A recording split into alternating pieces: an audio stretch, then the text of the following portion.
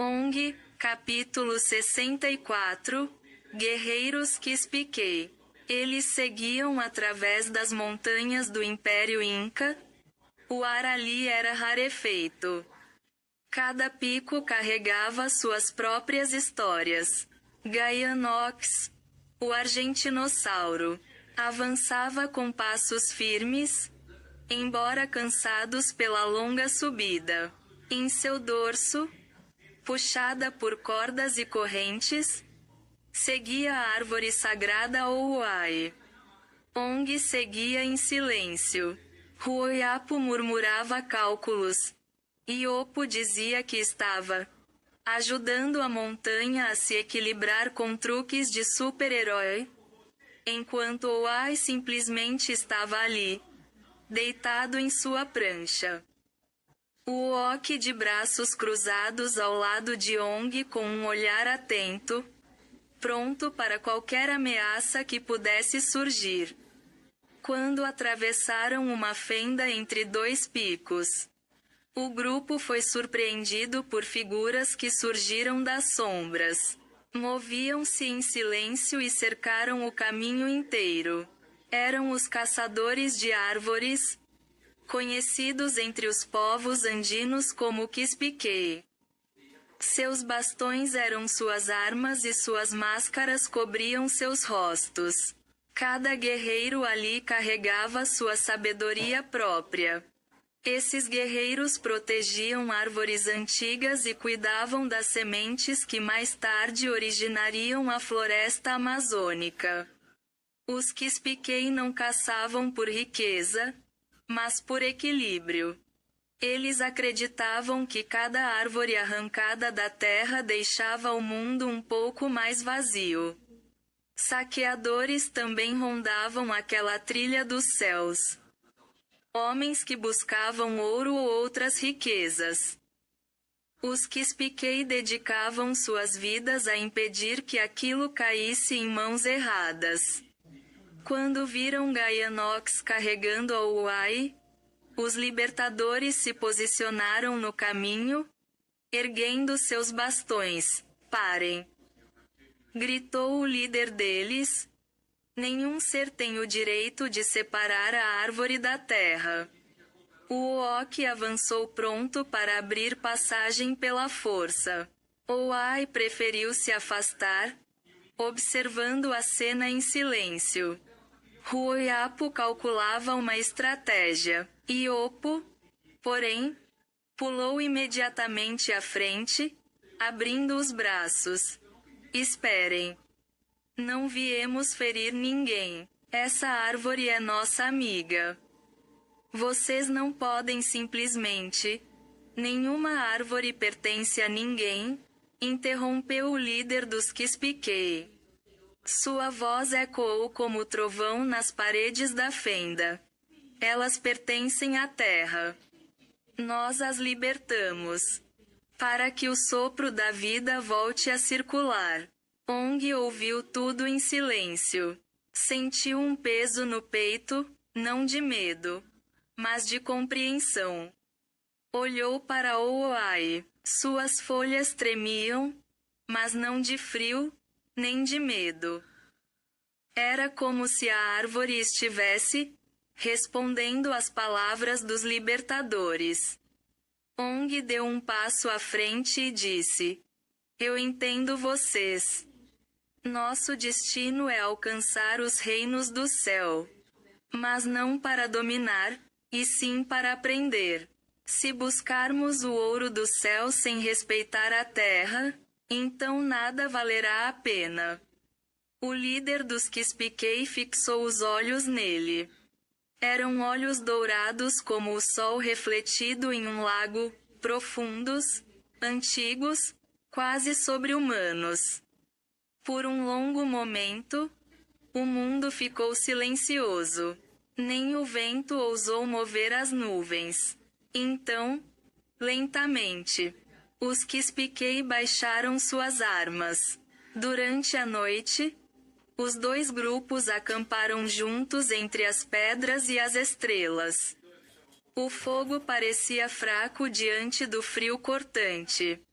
Mas a proximidade das montanhas os protegia. O ar rarefeito fazia com que cada respiração fosse um esforço. Mas também tornava o céu mais nítido do que em qualquer outro lugar da terra. Os libertadores contaram histórias. Falaram das raízes que se comunicam sob o solo como uma rede viva, do espírito das montanhas, que observa cada árvore, das árvores gigantes do passado, cujos troncos eram tão largos quanto muralhas, de um futuro distante em que as árvores que eles protegiam se tornariam a floresta que nutriria todas as criaturas da terra. Ruoyapo escutava com olhos arregalados, tentando entender a rede das raízes, como se fosse algum tipo de tecnologia ancestral.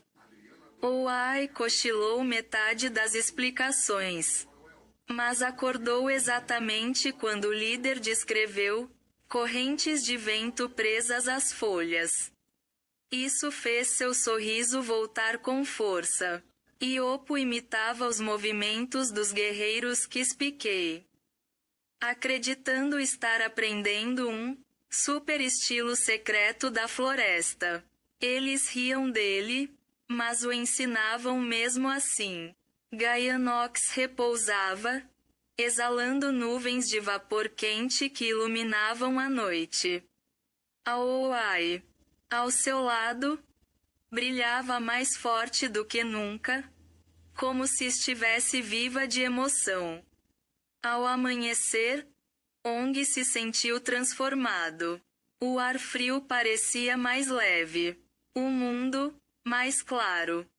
Ele compreendeu que a verdadeira riqueza não era o ouro, nem o poder, mas a harmonia entre todos os mundos.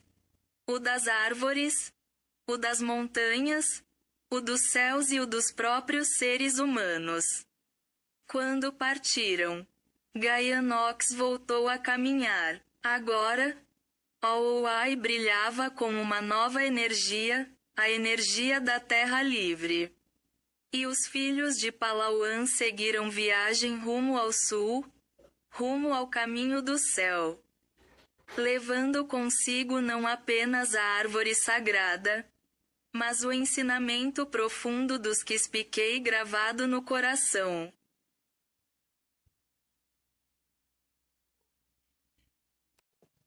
Ong, capítulo 65.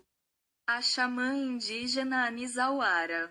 Depois das aventuras com os guerreiros Kispikei, Ong, Ruoyapo, Uoki, Iopo, Oai e o grande argentinossauro, puxando a Oai, a árvore gigante, seguiram viagem rumo ao sul através das montanhas.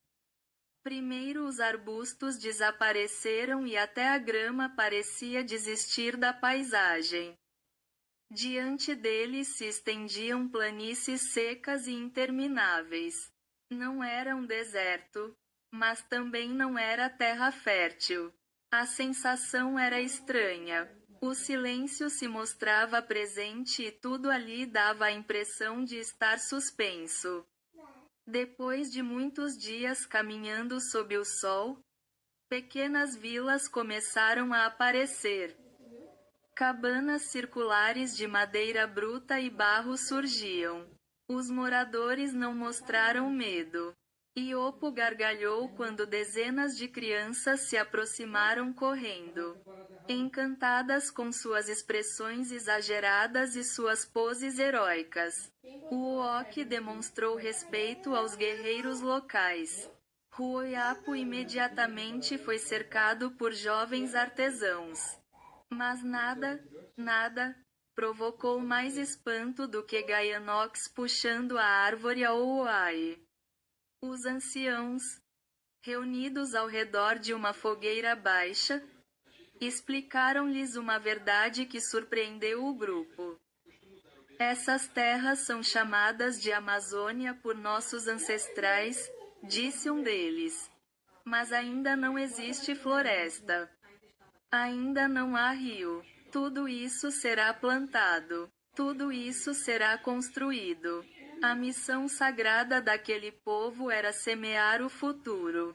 Eles viajavam, aldeia por aldeia, plantando pequenas mudas, preservando nascentes tímidas, tentando convencer o solo endurecido a despertar. Iopo murmurou para Ong.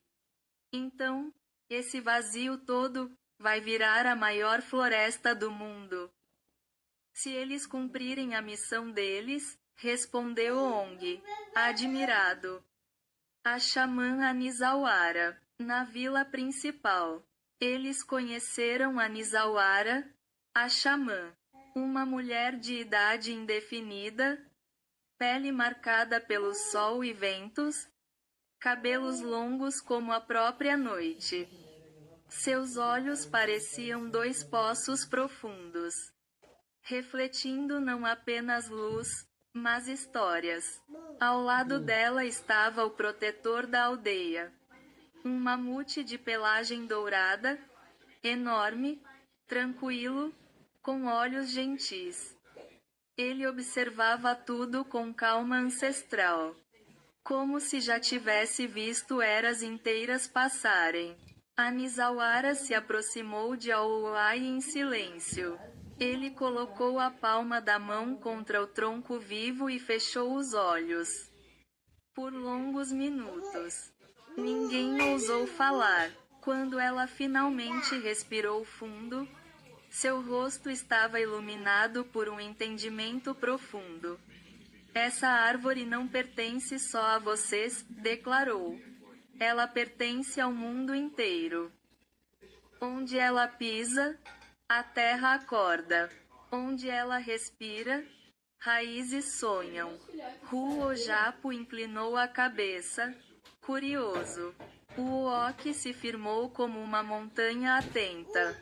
Até Gaianox pareceu parar de respirar por um instante. O círculo noturno à noite. Anisawara acendeu um círculo de brasas coloridas, vermelhas, verdes, azuis, vivas como pequenos cometas. O ar se encheu do perfume de folhas queimando. Resinas antigas e flores secas que jamais tinham sido vistas pelo grupo. Eles se sentaram em semicírculo. A atmosfera era tão calma, tão quente, tão acolhedora, que por um momento todos se sentiram seguros, profundamente seguros. A xamã começou a falar com uma voz que parecia o vento sussurrando nas pedras. A terra fala. As raízes falam. O vento leva recados. O fogo canta. E a água sonha. Ela tocou o chão com a ponta dos dedos. Vocês andam carregando um espírito de luz. Onde a Ouai passa, dormências despertam. Mas cuidado, a terra que desperta também lembra suas dores antigas. Depois, ela instruiu cada um. Para Ong, ensinou sobre as raízes invisíveis que conectam todos os seres. E como liderança verdadeira se enraiza no cuidado. Para Ruojapo, mostrou padrões de comunicação entre árvores, não falados, mas sentidos, e ele imediatamente começou a rabiscar diagramas no chão. Para o Uok e o Ai, ele ensinou a ouvir o vento, que carrega segredos de montanhas distantes e memórias que não pertencem ao presente. Para Iopo, ele explicou que até o fogo tem espírito, mas é um espírito que fala alto demais. Então cuidado para não deixá-lo te convencer das loucuras dele. Iopo arregalou os olhos e respondeu. Tarde demais. Eu já falo alto também. A tribo riu. Até o mamute roncou em um som que parecia uma risada profunda. Gaianox deitou ao lado do mamute. Os dois grandes gigantes, de mundos tão diferentes, tocaram as testas em um gesto silencioso de respeito. Algo antigo passou pelo ar, um acordo que só criaturas ancestrais entenderiam. Uma noite de verdadeira paz. Esse foi o primeiro descanso real em muito tempo. Ali, entre brasas coloridas, sob um céu enorme e sem nuvens, cercados pelo silêncio vivo da Amazônia adormecida. O grupo sentiu algo que parecia impossível para viajantes tão cansados: paz. Profunda, completa, inexplicável.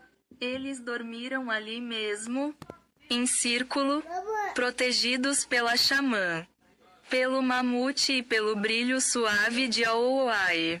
Enquanto sonhavam, a terra sob eles parecia vibrar, como se agradecesse por serem parte do futuro que estava para nascer. ONG, capítulo 66. Um guerreiro tupi. A jornada pela Amazônia estava apenas começando. Depois de deixarem a aldeia de Anisauara, ONG, Huoyapu, Uooki e Opo. Oai e o colossal Gaianox, que arrastava a árvore gigante ao Oai como se carregasse o espírito de um mundo novo, avançavam pela trilha estreita que serpenteava entre montanhas e floresta fechada. A Amazônia, naquele tempo, era selvagem, antiga, cheia de sons que pareciam vir de criaturas invisíveis. A cada passo, raízes enormes se enroscavam no chão.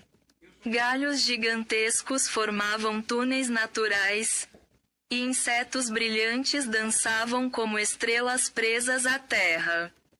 O ar era úmido e denso, quase como se respirassem o próprio coração da floresta. À distância, entre clareiras e colinas, eles avistaram uma aldeia. As ocas eram altas e firmes, construídas à beira das montanhas. Era a tribo Kauarriva, conhecida por sobreviver naquela parte mais remota e cheia de mistérios. Fumaças finas subiam de fogueiras ao centro da aldeia, misturando-se ao vento como serpentes transparentes. Nessa aldeia morava Tupi, o guerreiro das montanhas.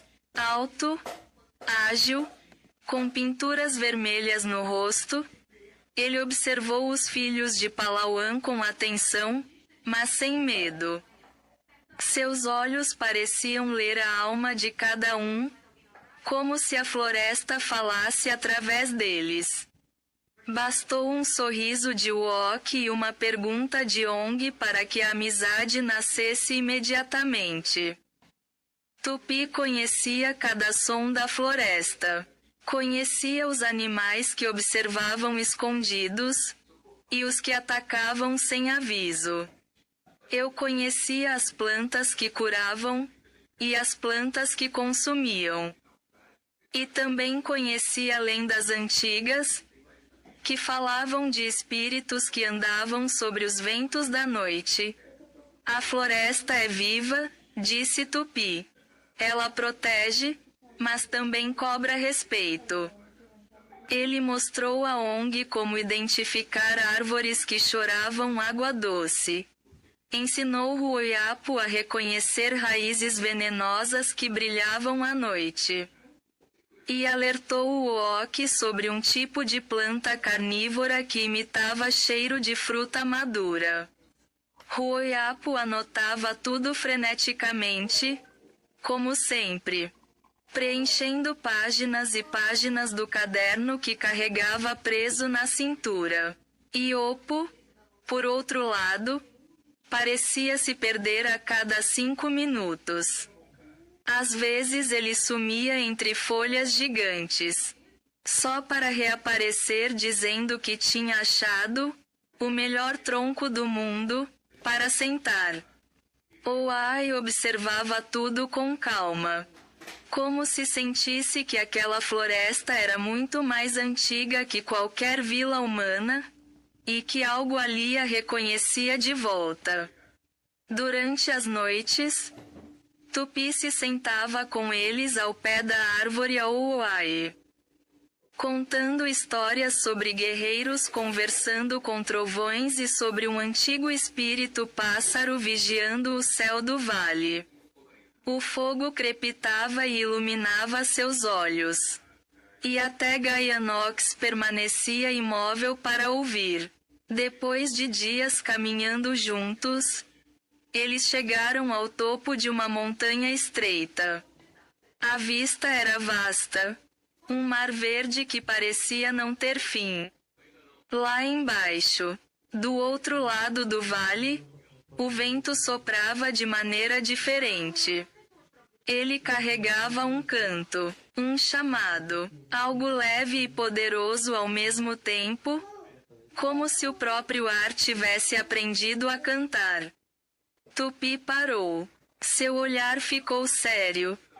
Depois daquele vale, começa o reino dos pássaros, explicou. É um território sagrado. Pássaros gigantes governam essas terras. Vocês podem seguir, mas eu não irei com vocês. Havia um respeito profundo na voz dele, não medo, mas reverência. Aquele reino não era feito para pés humanos, apenas para aqueles que carregavam destinos maiores. Ong colocou a mão sobre o ombro do guerreiro. Obrigado, Tupi. Sem você, nunca entenderíamos essas terras. Sigam com coragem, respondeu Tupi. A floresta sabe quem é de verdade, e quem não é. Ela protege quem respeita seu coração. Após a despedida, os filhos de Palauan subiram nas costas do imenso Gaianox. A árvore Auoai balançava suavemente, como se também estivesse se despedindo do guerreiro das montanhas. Tupi ficou parado no topo da montanha, observando-os descer, como um guardião silencioso entre os mundos. E assim seguiram viagem, descendo o vale em direção ao reinado dos pássaros da Amazônia, onde novos mistérios, e talvez novos aliados, os aguardavam. Ong, capítulo 67. As aves da Amazônia Gaianox avançava lentamente pelo vale, seus passos fazendo o chão vibrar como se despertassem espíritos antigos adormecidos. A árvore gigante Auoai balançava nas costas do dinossauro, tocando a copa das árvores comuns como se saudasse cada uma delas. Como se reconhecesse naquela nova terra parentes muito antigos. A floresta aos poucos começou a mudar.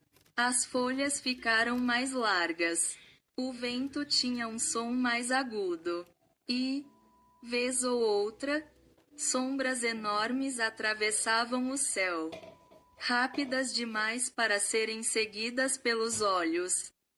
Eles estão nos observando, murmurou Oai, olhando para cima. Suas orelhas tremeram, sentindo vibrações que mais ninguém parecia captar. De repente, um canto grave ecoou entre as montanhas. Depois, outro mais agudo. Logo, dezenas de vozes preenchiam o ar.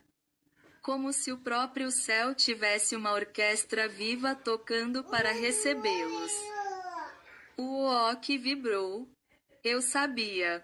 Estamos entrando no reino deles. Quando avançaram mais alguns metros, uma clareira imensa se abriu. Era como um anfiteatro natural, circular, com árvores altíssimas em volta. E no centro, uma pedra gigantesca, lisa como se tivesse sido polida por séculos de ventos ou asas. O chão ao redor dela estava repleto de marcas de garras, como se incontáveis gerações de aves tivessem pousado ali para deliberar. E então eles apareceram. Primeiro um, depois dois, depois dezenas. De todos os lados, pássaros gigantes pousavam na clareira. Eram enormes. Alguns tinham penas vermelhas como fogo, outros eram dourados como o sol da tarde, outros ainda azulados como o céu profundo. Alguns possuíam cristas luminosas, que pulsavam suavemente como brasas vivas, outros tinham bicos tão longos que pareciam lanças naturais. O maior deles pousou bem à frente de Ong. Era tão alto quanto os ombros de Gaianox. Suas penas eram negras com pontas prateadas, e seus olhos brilhavam com uma inteligência ancestral, como se carregassem a memória de toda a floresta. Ong sentiu o coração acelerar. Eu sou Ong, filho de Palauan, disse com respeito. Viemos em paz. O grande pássaro inclinou a cabeça. Para espanto do grupo, ele falou, não com voz humana, mas com um som que vibrava dentro da mente deles. Como se cada palavra fosse soprada por dentro de seus ossos. Nós sabemos quem vocês são, viajantes que carregam a árvore viva. O reino dos pássaros observa vocês desde que deixaram as montanhas de Tupi. Ruoyapo rapidamente anotou tudo, quase derrubando suas canetas de tão nervoso. Pela primeira vez. Parecia tão impressionado que até esqueceu de tremer com o tamanho das criaturas. O grande pássaro continuou. Somos os guardiões dos ventos. Nenhum viajante atravessa estas terras sem nossa permissão. E nenhum viajante carrega uma árvore tão antiga sem um destino certo. O Ook respirou fundo e respondeu, firme. Estamos levando a árvore ao Ouai para o sul, para cumprir o sonho de Ong. Os pássaros gigantes se entreolharam. As penas bateram devagar, como um ritual silencioso. Um som semelhante a um trovão suave percorreu a clareira, como reconhecimento. O líder alçou o voo e pousou sobre a pedra central. Ele abriu as asas, que criaram um redemoinho de vento que fez até Gaianox dar um passo para trás. Se desejam atravessar nosso reino, precisam passar por 3 provas. A prova do canto, onde o som revela a verdade. A prova dos ventos, onde o coração deve ser firme. A prova das alturas, onde a coragem pesa mais que o medo. Ong respirou fundo. O Ook sorriu, como se já estivesse pronto para voar junto deles. Ruoyapo ficou pálido, mas anotou tudo. Ouai fechou os olhos, aceitando a responsabilidade. Iopo pulou de alegria, achando que ia voar também. O grande pássaro concluiu. Preparem-se. Filhos de Palauan. A primeira prova começa ao nascer do sol. Os pássaros gigantes levantaram voo ao mesmo tempo, enchendo o céu com um turbilhão de cores. E a noite caiu sobre o vale, silenciosa, mas cheia de expectativa, como se até as estrelas estivessem esperando para ver o que aconteceria quando o sol voltasse a tocar a clareira.